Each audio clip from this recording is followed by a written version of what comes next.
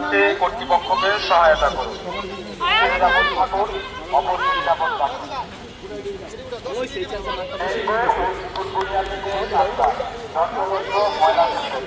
বারান্দা থেকে সরাসরি ময়লা ফেলবেন না। নির্ধারিত স্থানে ময়লা ফেলুন। জমানো পানি অপসারণ করে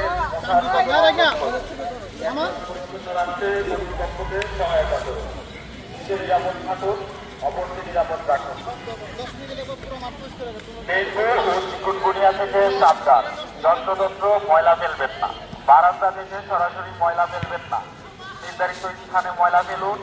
জমানো পানি অপসারণ করে মশার প্রজনন রোধ করুন। ক্যাম্পাস পরিচ্ছন্ন রাখতে কর্তৃপক্ষকে সহায়তা করুন। নিজে নিরাপদ থাকুন, অপরকে নিরাপদ রাখুন। ডেঙ্গু ও চিকুনগুনিয়া থেকে সাবধান। যন্ত্রতন্ত্র ময়লা ফেলবেন না। বারান্দা থেকে সরাসরি ময়লা ফেলবেন না। নির্ধারিত স্থানে ময়লা ফেলুন। জমানো পানি অপসারণ করে মশার প্রজনন রোধ করুন। ক্যাম্পাস পরিচ্ছন্ন রাখতে কর্তৃপক্ষকে সহায়তা করুন।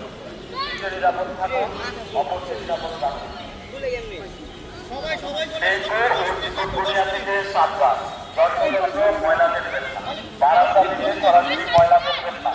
নির্ধারিত স্থানে ময়লা ফেলুন। জমানো পানি অপসারণ করে মশার প্রজনন রোধ করুন। ক্যাম্পাস পরিচ্ছন্ন রাখতে কর্তৃপক্ষকে সহায়তা করুন। নিজে নিরাপদ থাকুন, অপরকে নিরাপদ রাখুন।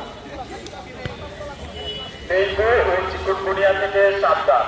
যন্ত্রতন্ত্র ময়লা ফেলবেন না। বারান্দা থেকে সরাসরি ময়লা ফেলবেন না।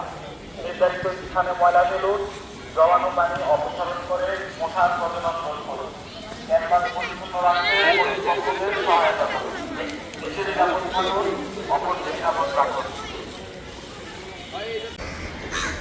আর রিয়েল যেটা হলো যে আমরা সবাই মিলে যদি হাত দিই, এই ক্যাম্পাস পরিষ্কার করতে লাগবে 2 ঘন্টা।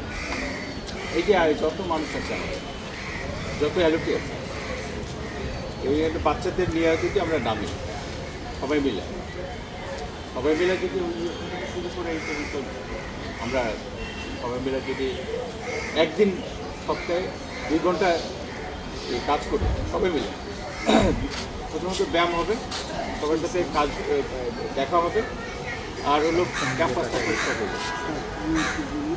সমস্যাটা